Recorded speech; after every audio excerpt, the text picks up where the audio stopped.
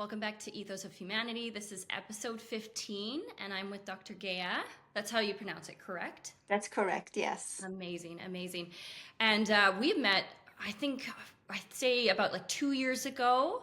I think so, Um, yes.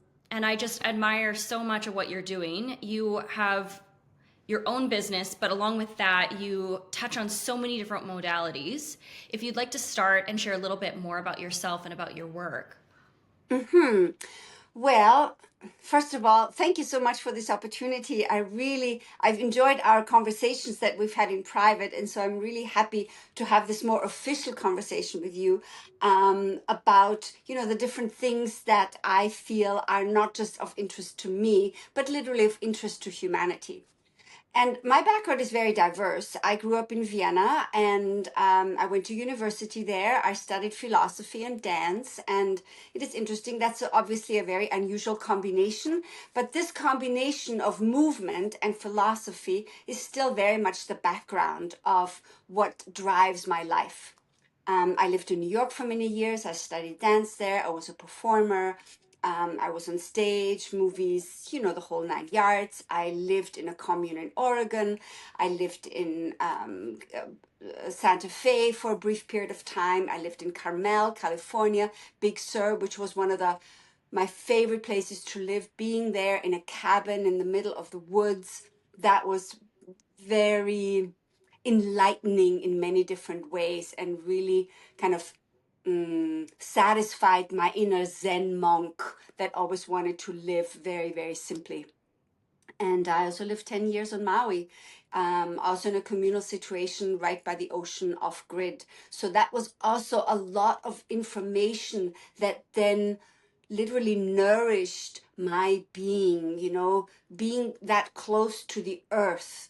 Living that close to the earth, growing your own food, being by the ocean, uh, being so close to lava and earth that is being generated as we speak, as you move, that was incredibly powerful. And for the last more than 20 years now, I've been in Edmonton and I own a wellness center. I'm an acupuncturist. I also teach Qigong and yoga and meditation. And I love astrology and all sorts of mythical, esoteric stuff. So that's a little bit about me. Yeah, and it reminds me so much of myself where there's so many different modalities to tap into, and it's all part of artistic expression, but also a part of like understanding us as individuals, understanding just so many different levels of what makes us human. Yes, yes. And what makes us human, I think, is so much more than which we are about to discover, than we have up till now allowed ourselves to see. Hmm. Our humanity is so much more inclusive of greater awareness that we are just beginning to step into. And the timing right now is extraordinary.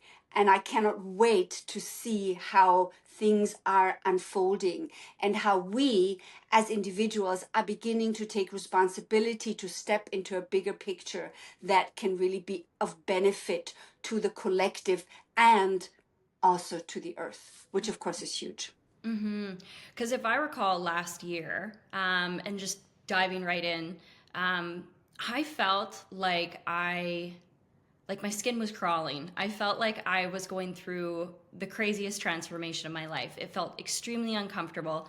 I had this deep desire to not just like go to therapy and like work on my own mental health, but also like purge things that I didn't need and honestly almost stay in a status isolation because of this transition. And after talking to a few people about this up and coming Chinese New Year of the Year of the Horse, I can already feel like a massive shift. And we've all been kind of anticipating it, but just to be where we are now. And I don't know if you want to touch on how last year was moving into now this new astrological year. hmm Well, last year, from the perspective of Chinese horoscope, was the year of the wood snake, right? And snakes only survive when they shed their skin. So usually, as every snake has to shed their skin again and again and again and again. So last year was very much a time of shedding, but it was also a time because wood snake, wood is, and it was yin wood, meaning the young kind of wood, you know, the vines, the early growth that you really get to explore and see where is it going to go. You know, it's not the old growth, but it is the new growth. So for many of us, this was truly a new beginning into what are we stepping into, and what is it that I have to let go of in order to step into something new. And like you said, you felt like your skin was crawling. And that's such a beautiful way of saying it, because it is literally like the skin that I've had no longer resonates with me, you know? Mm-hmm. And I mean, um, personally, there wasn't so much transformation. For me, the biggest transformation was through the eyes of my business. You know, I never thought that I was going to be a businesswoman ever. I was such a hippie, and still am, that the idea of even stepping into something like this was very foreign to me. But the universe presented it to me, and I knew that this is what I had to go into. And this last year was a big transformation for me, because I had to actually trust myself in making the right decisions. Mm-hmm. Trust myself in letting my decisions be guided by my intuition, not necessarily by my brain, which is definitely biased and definitely very much founded on um, the different, how shall I say, old um, patterns that have been repeated again and again and again, and that I then draw conclusions from, but rather from an intuitive place that goes, oh, can I trust this knowing inside of me without necessarily even having a word for it, without being able to put it into something that has been familiar so far, right? Because when you shed your skin, when you grow into something, you know the seed, but you don't know the result. No. And that's where intuition, that's where that sixth sense comes in, where you go, oh, where can I go here? Where can I take this? And what do I have to trust? Hmm. That makes me think a lot about the concept of even manifestation, because I kind of always look at it as, you know, you have this idea of where you want to go, and it could Hmm. be that intuition piece, and then you kind of see in this physical world where what it takes for you to get there. Hmm. And so I naturally, it kind of made me think about that.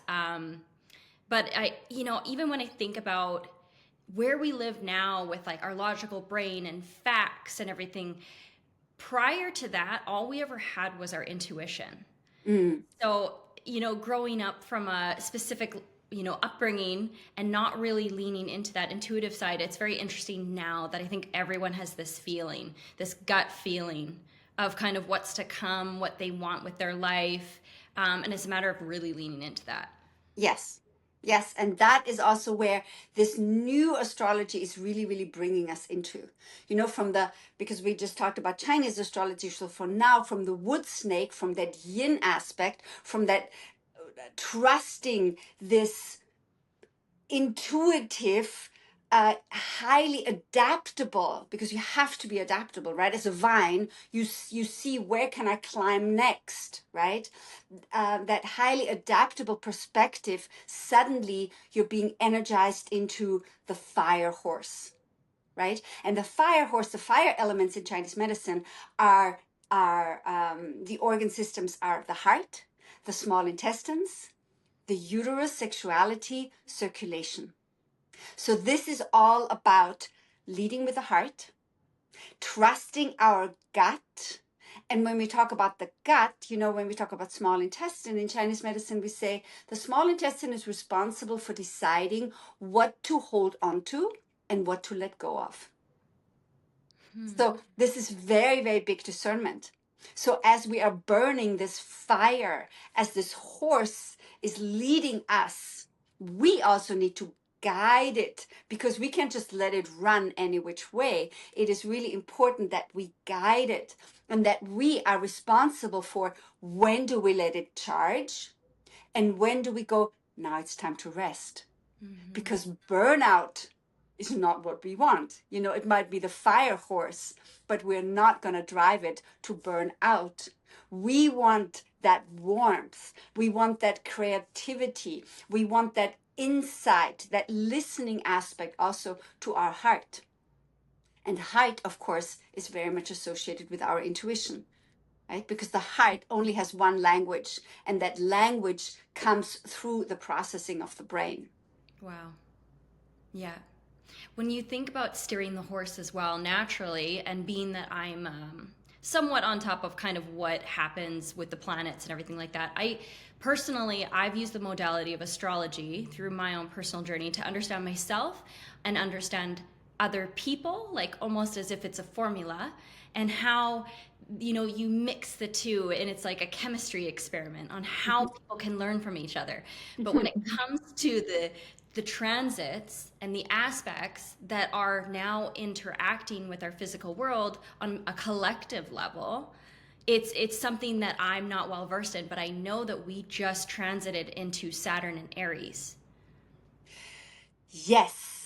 Okay, so there's a whole bunch of very, very, very interesting stuff going on. So number one, very recently, we finally, Pluto, which is a longer, which has longer cycles, usually Pluto is, the transit of Pluto is usually associated with a whole generation, right? Like when I call myself a hippie, the 50s, the end of the 50s and the 60s, or actually no, beginning of the 50s to kind of like end of the 50s, that was the hippies, right? After that came the yuppies, and so what we call Generation X, generation, and so forth.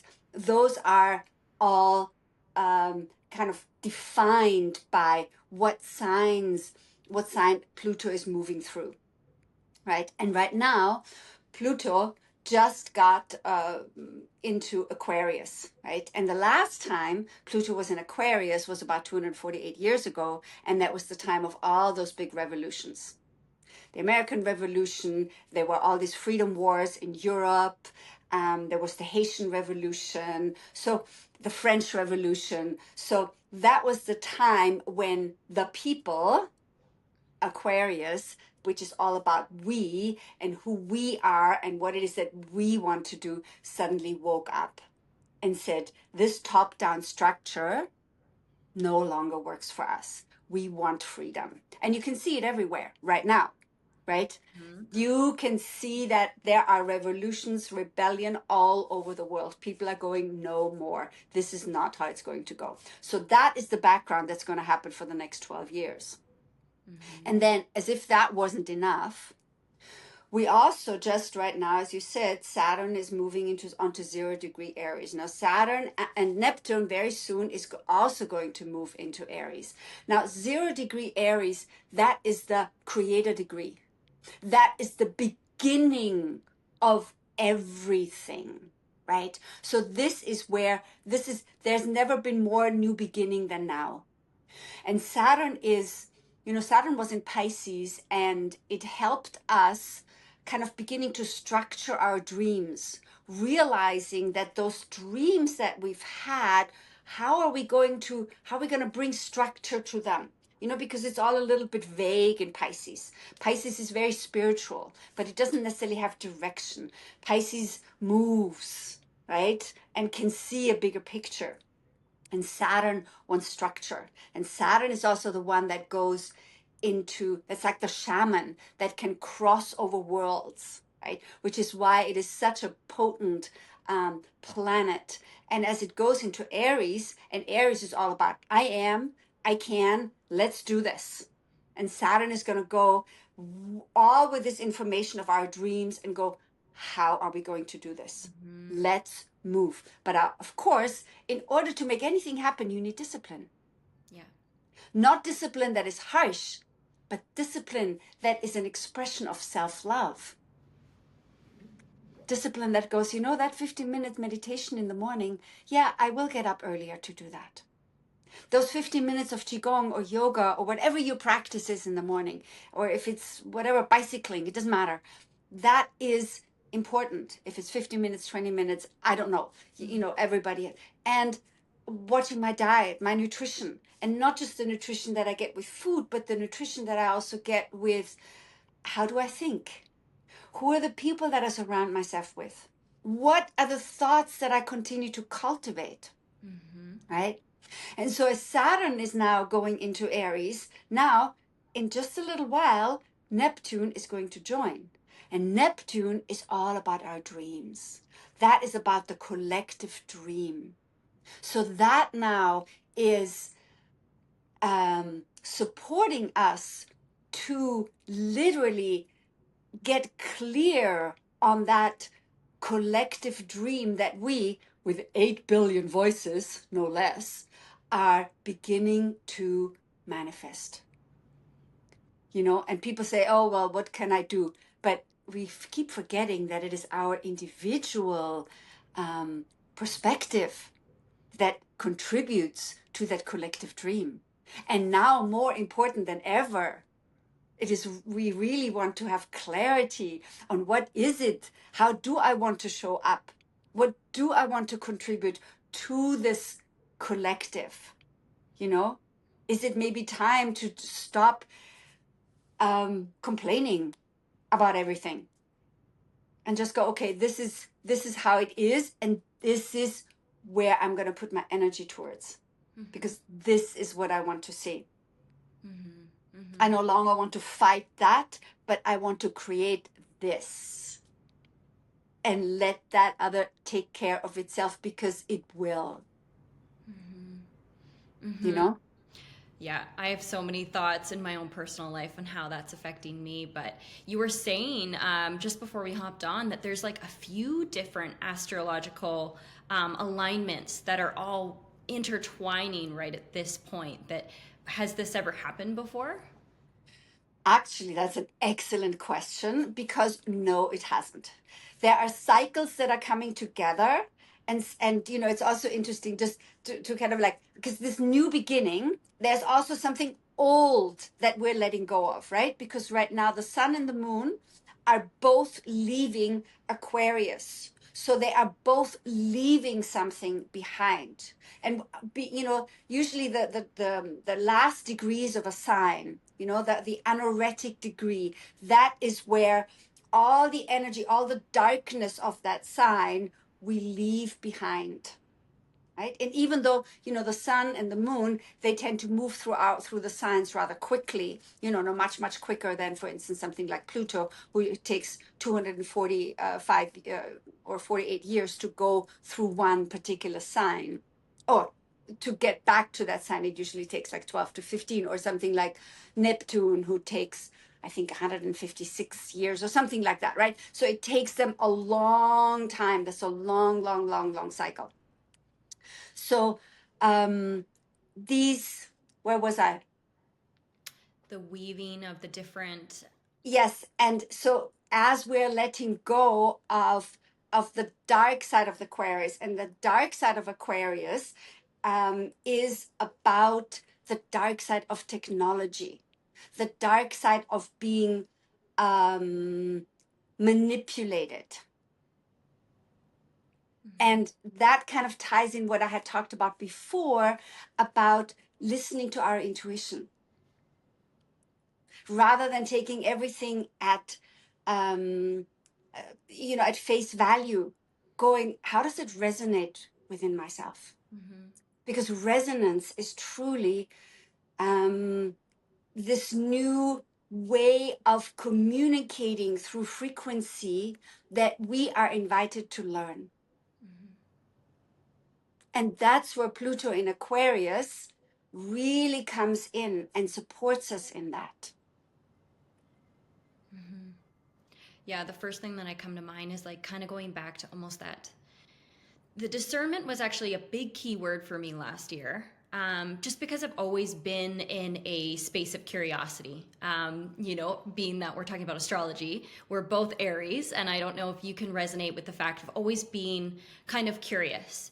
Mm-hmm. And there's some people that have more of a quick judgment in scenarios, and I've kind of worked within myself of understanding that discernment piece of kind of landing right in the middle, because that gut feeling that you have and really trusting in yourself, but then going back to that critical thinking of, I'm not going to just look at something that I see maybe on social media or mainstream Mhm. media, and I'm going to sit with that and kind of see how that feels, and kind of see what else comes in to help me Mhm. have better judgment. At Mhm. least that's what's resonating with me.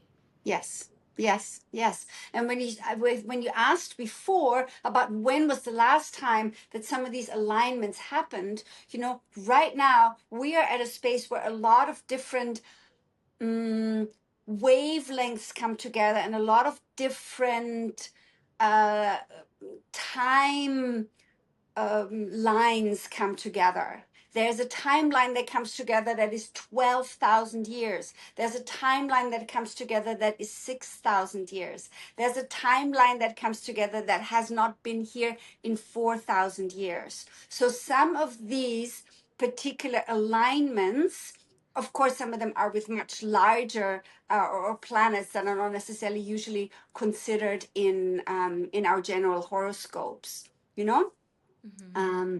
but like Vesta or something like that, bigger ones that, but some of them have not been in this particular alignment and in this particular conjunction for a long, long time. And Saturn and Neptune, which is what right now is so much in the conversation in all astrologers, that hasn't been around in apparently 4,000 years, Wow. right? Mm-hmm. So we have an opportunity as humanity to really, I don't want to say rewrite history, but write her story. Because we have been so much about his story. The last few hundred years have all been about his story.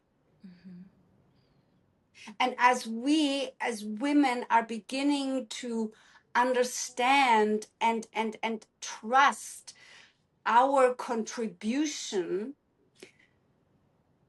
we are beginning to write her story. And her story, it's not against his story, but her story gets to be much more of a balance between the divine masculine and the divine feminine. Mm-hmm. You know, we Yeah. talk a lot about the toxic masculine, but we forget to remember that the toxic masculine couldn't survive without the toxic feminine. They go together. Yeah. They go together. We as women, we have also played a part in this. We weren't just victims. And the only place to move forward from here is to take responsibility and see how do we contribute to, through this picture. How do our belief systems contribute to this picture? Mm-hmm. Mm-hmm. So it's very, very important time. Yeah, yeah, and it's, everything that I've felt intuitively over the last few years, it has felt somewhat of a war between people in so many different ways. Mm. So many levels on this horizontal plane where we're pointing in different directions and we're confused. And I think it's really about, like you said, coming together. And then a lot with the feminine is it's an addition. It's an addition and accompanying, because even when it comes to female voices, I feel very privileged in the time that I live now, knowing that I can share my voice and it can be heard, Mhm. because it was much different only a few decades ago. Yes, it was much, much different. I was just sharing with a friend of mine the other day, how different it was even when I was growing up. I remember when I was 7 years old, there was an incident where I wrote a letter to my uncle, who was only 7, 8 years older, and I grew up with my grandparents. And I wrote him a letter asking him to be more supportive of my grandmother. I said, okay, you're young, you're strong, you can help her with blah, blah, blah, blah, blah, blah. Anyway, my grandmother found that letter and she reprimanded me. And she told me what I instinctively felt at that time, because that's what I was surrounded with. But she told me that you never speak to a man like this.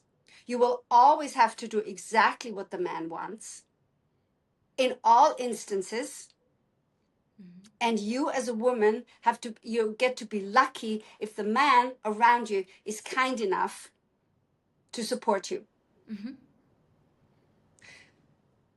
So that was like, oh, okay, that's what it is, you know. And of course I rebelled against it, because there was also already some of that, you know, some So of those, yeah. you know, it already started, you know, it was already prickling, right?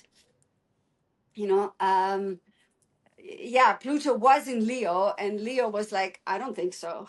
You know, Pluto and Leo was like, no, I don't think so. We're not going to go there, right? But that was still what was very much in the mind of the people at the time, at least of the older generation, right? We, Mm-hmm. of course, we rebelled. We were like, no, no, no, I don't think so. We're Mm-hmm. not going to go there, right? But it's taken all this time for now to actually feel that, like you said, you have a voice Mm-hmm. and you won't hide it anymore. You're not shy anymore. You're not going to wait anymore for somebody to let you. Mm-hmm. You're just going to do it, you know? Mm-hmm. Yeah, and it's delivery too, you know. It's interesting how sometimes you can really move a room, but you don't have to necessarily even shout the loudest. But And I feel that is also something that we're about to learn, because so much of this loud shouting is actually what is dying right now. And this collective, this intuitive, kind, but firm collective is beginning to bubble up. But whoever is shouting the loudest is still trying to keep things and people separate. Because as long as we point the finger at each other, we are not united, mm-hmm. Mm-hmm. Yeah, right? it's a form of control, and I just think that there's so much potential in moving a room and being creative in how you articulate things. Because even as we are diving into astrology, and you understand, like, you know, the nature piece, you know, of who someone is, you know, we all receive and learn information. We all have gifts to us. And so it's just a matter of like understanding that we're not each other's enemy. It's just a matter of understanding what that person needs, how to communicate, what's going to reach their heart and actually make a difference. Because Mhm. that's where I think people, they think that it needs to be an argument. It has to be a debate, and you walk away, you know, as enemies, but it doesn't need to be like that. You can disagree, but you can shake hands, leave that person and have planted that seed, and you really don't know how that might affect someone. It all really depends on timing. Mhm. Yes. And I feel curiosity is big in this whole context, because when it comes to curiosity, it's forever exploring. You know, there isn't just one answer. There isn't just one way of cutting your hair, or one way of dressing, or one perspective. You know, every one of the, I think, most stunning insights that I've had from living in different places is that everywhere where you go, people have a slightly different perspective on life and on what's important. And they're not wrong. It's not like one culture is wrong and the other one is right. They all make up this beautiful whole. You know, we've been trying so much to streamline things, and I feel there is such a gift in being able to hold the complexity of it all. Mm-hmm. Yeah, and honoring it. Yeah. Yeah, and I think that's just once again going back to healing. It's just if we're all hurt right now and there needs to be healing, there has to be like some compassion for that. And I feel like what I've seen is I don't even know if it's by nature, but in general, it's like we've lost the bandwidth for compassion for each other as we're trying to navigate this, Mhm. giving each other the grace of our own humanity, just as we're trying to figure this all out collectively. And I feel that this is where the energy of the fire horse can really be supportive, because as I said before, the the the element of fire is very much associated with the organ system of the heart, right? And even though the heart is yin fire, right, but it is being pumped, so to speak, it is being energized by the yang, right? So how do we take care of our hearts? And can we really see each other's hearts and allow the beauty of that? Right? It's so beautiful. I think in Chinese medicine, we talk about this concept of Shen. And Shen is the spirit that is being housed in the heart. Right? So it is so much more than just an organ system, but it is and this thing that pumps the blood, which incidentally is it doesn't do, but whatever. That's a whole other conversation. But it holds that emotion, it holds that spirit, it holds the love, it holds our connection to our soul, it holds our connection to the galaxy. I don't know. How far can we go? How wide do we go with that? We are just at the beginning of exploring the human spirit, because in our society it is so left brain focused that we sometimes forget the importance of the right brain, of that creativity, you know? Mm-hmm. I love that. Yeah. And then so as we're leaning into this first quarter and going into the rest of the year, are there any specific transits that are going to also add to this to intensify or, you know, balance Well, through the I think, year? I think it's going to be very interesting to see March, April, May, and then again July, because March, April, there's going to be so many different planets that are all going to be in Aries. And we're all going to feel that because this is going to scream new beginning. And you cannot stay asleep in that. You basically and you want to be curious, and you want to go, whoa, how do I embrace this? How can I stay open to this? If this was the biggest opportunity that you had in your entire life, how would you meet that? Mm-hmm. And for us to allow that to happen, and for us to literally hold hands as we move into a potential new chapter of humanity. I know that's where my focus is going to go. And I hope there's a lot of other people, and I know there's a lot of other people that are on that same mindset, and that's where, for instance, the internet and all the social media is really so amazing, because you can see, oh, wow, there's people all over the planet that share this perspective. Mm-hmm.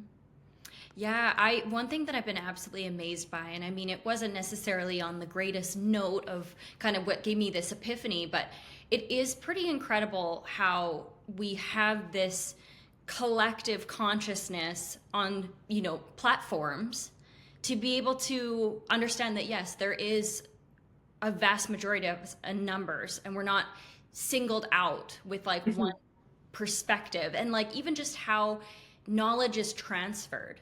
It's very interesting. But I mean, there's pros and cons to that as well. But it's quite beautiful to see that we are so tied together. I've also heard this really interesting concept, and particularly I think about, on a sad note, like when Princess Diana passed, or when certain life events or signifying historical events happen, like 9/11. The collective has a heartbeat, and Mm. there's like, you can measure it. Now I don't know how it can be measured, but it kind of wove into what I had kind of thought in regards to even social media, how it's like we really are all tapped in, even if it's like not verbal. Yes. Yeah. That's very well said, because we are all one. Sometimes it's so interesting because, as an acupuncturist and somebody who's into herbal medicine and nutrition and all these kinds of things, I see And also as somebody who's lived off grid and literally experienced the immediacy of, you know, weather and different influences on the land and the response to the land. I mean, most of us, we have no clue about this because we just go to the supermarket and maybe to the farmer's market and get your vegetables and whatever. But there is an immediacy that connects when you live that way, that really shows you how we're not just of the earth, but we are the earth. We are part of that weaving, you know, and our heart resonance, our brain waves, they connect us electromagnetically. And if I take responsibility, because I'm the only one that really can take responsibility for my electromagnetic frequency, you know, what do I magnetize with my heart? What are the electrical impulses that I send out in order to receive something? Because it isn't just like one way. It all goes both ways, right? The mycelium in the soil, they show that to us in such a perfect way of this connectivity that connects the different plants and trees with each other and pass information along. And we do the same thing. We've just not been aware of it. Yeah. But now is the opportunity to really become aware of it and become curious of how does it actually work? And if we can tap into that with each other, then what else can we do? You know, a lot of the times they say that technology actually shows us our potential. So if the internet shows us the potential, then maybe the potential is our inner net. And maybe we won't need devices on the outside much longer because we will have all of that on the inside. And it's harnessing that, right? Like it's very interesting that there's so much stuff that creates, overstimulation and can dysregulate us from being in a very grounded state, like being in our heart center and everything. I'd be so curious if there's any advice that you'd like to give to myself and the audience in regards to connecting to your heart and being in a grounded state so that you can receive, working against, I guess, all the elements, all the odds kind of against us in this very technologically advanced, chaotic, busy lifestyles that we live these days. Mm-hmm. Well, I had mentioned already before, I think one of the most important things in this time of, Aries is all about fire, right? And we're the fire horse and it's all new beginnings. So to ground back into calm, to ground back into calm, to ground back into calm, I think to make a ritual, a daily ritual of doing that. For some people, it might be a bath. For some people, it might be meditation. I know for me, it is meditation, but it is also a bath. I don't necessarily stop at one, right? And there is a beautiful mudra. The mudra for the heart is like a lotus, right? And sometimes even just like sitting in your meditation in this lotus mudra, or doing a simple qigong practice that has something to do with around the heart, so, and anybody who wants to, if you follow me on social media, I ever so often I share some of these practices, and I also give courses on some of that, so you could learn from that as well. But also finding ways of calming the mind on a ritual, in a ritualistic way. The mantra, for instance, for the heart is yum. So sometimes I just walk around the house and go yum yum yum yum yum yum yum yum yum yum yum yum yum yum yum yum yum yum yum, just and do that for a little while and see what happens. And I like to do it particularly after I've taken a few moments and just shake out the body. Yeah. right? To shake out ritualistically everything that may have accumulated. Every time when I had a thought that was like, ugh, not beneficial, to take the time to literally reprogram yourself.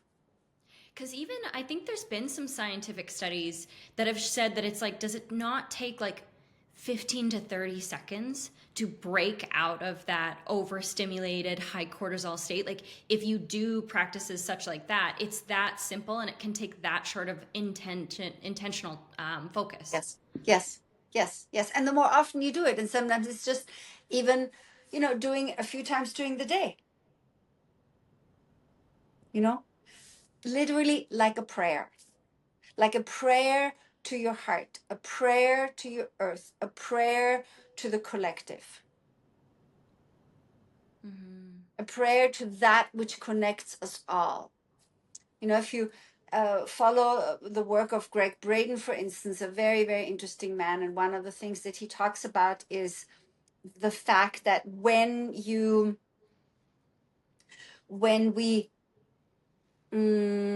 oh my God, how can I say that quickly?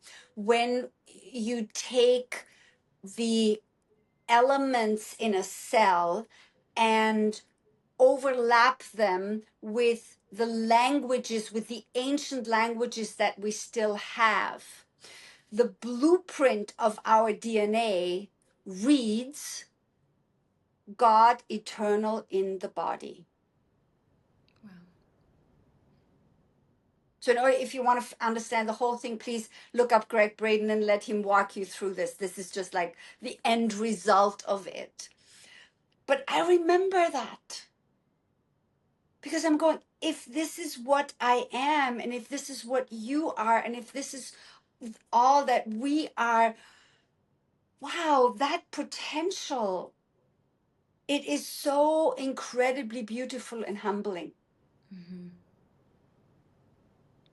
And empowering, like the fact that some people go their entire life kind of thinking, well, there's a beginning and there's an end, and it doesn't really matter what I do, I just might as well enjoy it.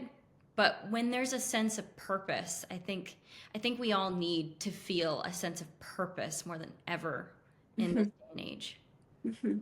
Yes, yes. And hopefully with all of these amazing alignments that we're being presented with all around us, this supports us in giving this purpose to our lives. Because it's not so much that our lives only have the purpose that we give it, right?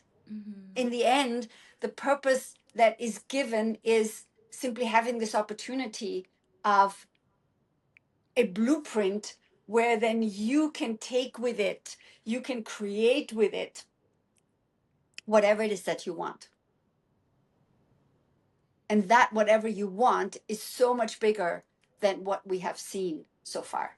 Well, I don't want to say that, because if you look at some of the testaments that we have seen from ancient cultures that to this day we still cannot understand and could not replicate. So obviously there have been other cultures here on this planet that have done things that we have no idea about yet. But we're at the stage where we are at, there is an incredible opportunity for us to elevate humanity to a place where it can benefit ourselves, each other, the universe, the earth, the animals,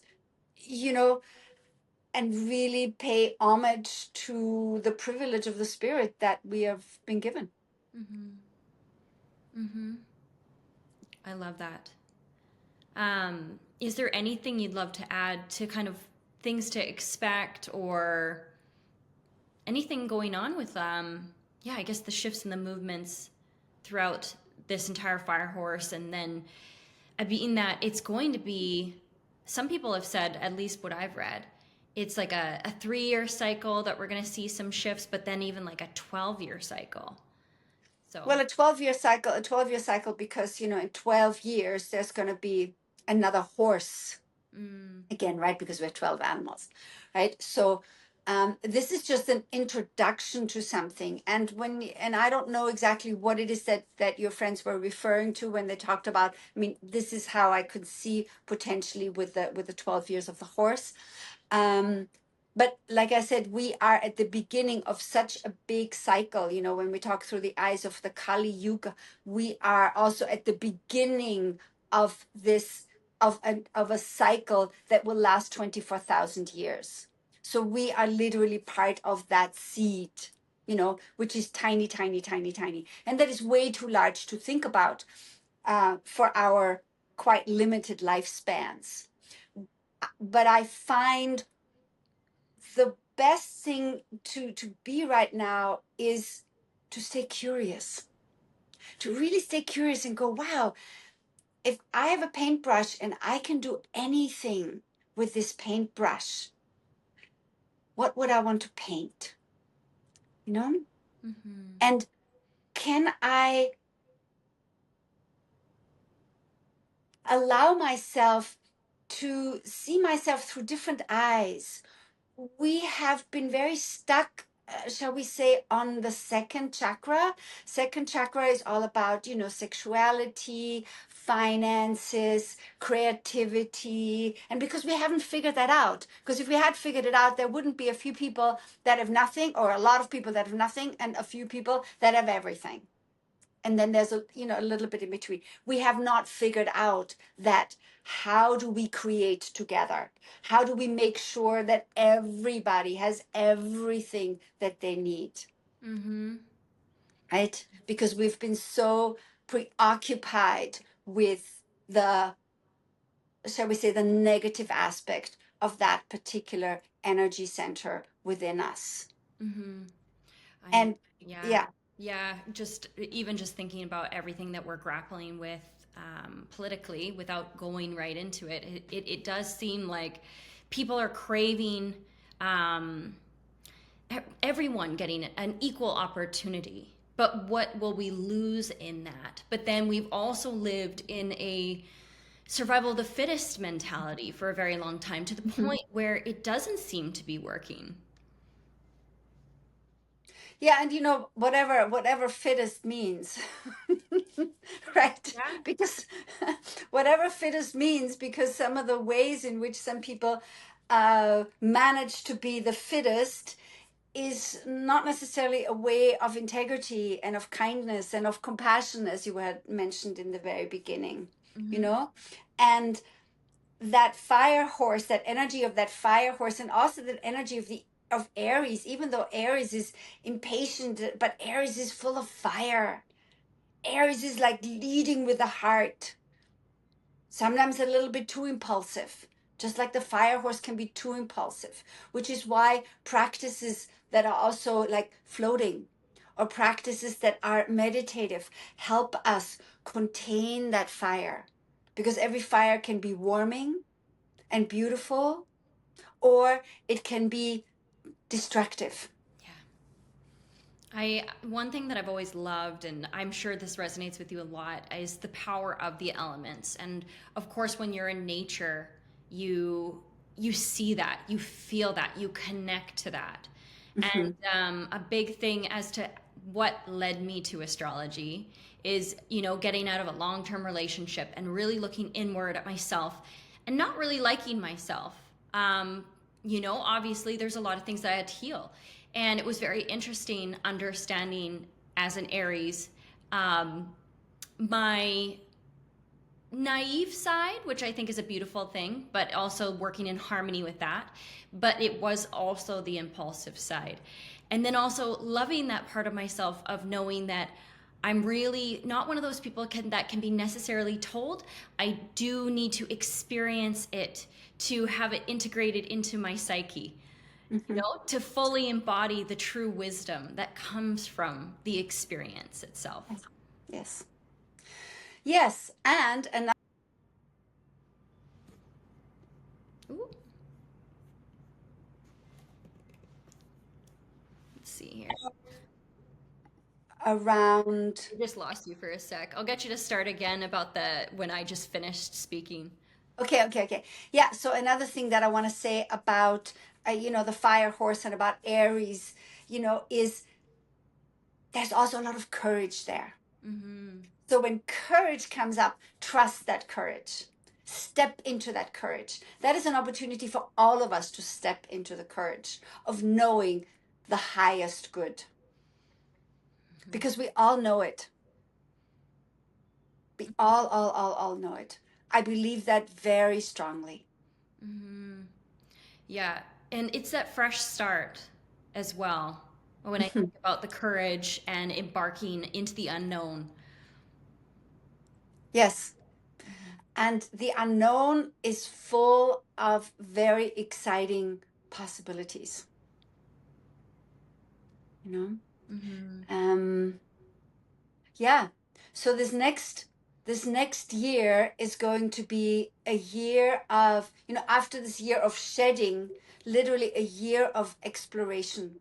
Where can I step, and that courage will give us the fuel to step into something greater than what we have. And when I say greater, it's not always just bigger, but wider as far as how we experience ourselves, who we can potentially be, Mm-hmm. listening to our dreams, feeling frequencies, right? Because against the background of Pluto and Aquarius, it is all about frequency, right? It is all about frequency healing. It is all about sound baths and vibrations and vibrational, if it's herbal medicine or foods, the vibration of this, and actually feeling that. Water can have a very different vibration when it comes from a really good place, and when you pray over it, Mm-hmm. when you become grateful for it. you know we have just, I mean, this conversation around water has been here for a long time, and of course many ancient cultures used to pray over water, and we as modern people were like, yeah, that's kind of like silly. But of course now we begin to understand that no, water actually has consciousness. Mm-hmm. Yeah, it's interesting. This is a whole other topic in itself, but I find it so interesting how people once again lived years ago, and it was this intuitive, natural behavior when it came from praying together in circle, sharing a meal, looking each other's eyes, connecting, and enjoying a meal that came from someone that made it with love and Mhm. grew it in their garden. Yes, yes, yes. So it'll be very curious to see where we are taking all of this. Hmm. Yeah, I'm already trying to thread everything together. I feel very privileged to have a few mentors in my life to kind of give a kind of speculation of what the year is to come, but you never really know what's going to happen on the other side. And there's no real, I guess, in this conversation, the preparation for it, and once again, like living in that place of curiosity is the best thing that you can do. Yes. And you know how you, in the beginning, you also mentioned something about you have a vision, you say that this is what you want, but then you don't necessarily get that back. And it's been so interesting for me, because with everything that I've ever, visualized and said, okay, this is what I want, this is what I want, this is what I want, this is what I want to manifest, usually the universe is actually giving me something that is much more appropriate. Mm-hmm. You know? I might say, oh, I want this, but rather than getting exactly that, I will get, I will receive something, and after receiving it, I'm going, wow, that's actually even more perfect. But I couldn't even think about that in that moment because it wasn't part of my awareness. Mm-hmm. Yeah. Is there anything else that you'd love to share? And just in regards to everything that we just chatted about? Well, honestly, I feel I've said it all. Wonderful. I just want to wish everybody a really amazing year coming up, because we live in exciting times. We live in times that give us so much opportunity to really show up in our best side, to really explore and present the utmost of human potential. And I think that's very, very exciting. Mm-hmm. Yeah, and I trust that you are receiving readings. You're taking in anyone that's more interested in doing maybe one-on-one sessions with you, correct? Absolutely, absolutely. And I'm so happy, I think right now, if anybody is inclined to do so, to have a tarot reading or to have an astrological reading right now is very, very lovely. And to potentially explore different kinds of more energetic and vibrational medicine, if that is sound baths, if that is acupuncture, if that is even something as simple as I had mentioned it before, as a float, to really reset the nervous system, right? Because this is all about our nervous system, right? The heart rules the nervous system. So when you find yourself um, getting too excited or getting too nervous, or find ways of grounding yourself. Mm-hmm. Wonderful, wonderful. And so, anyone that's looking, they can find you at Wellness on White. They can find me at Wellness on White. That's the best place. Or Geha Gontier on Instagram and on Facebook and on LinkedIn. Honestly, I don't do too much on LinkedIn, but yeah. Wonderful. And yeah, that's it, really. Good. And I will include everything in the bio below. Okay, sounds good.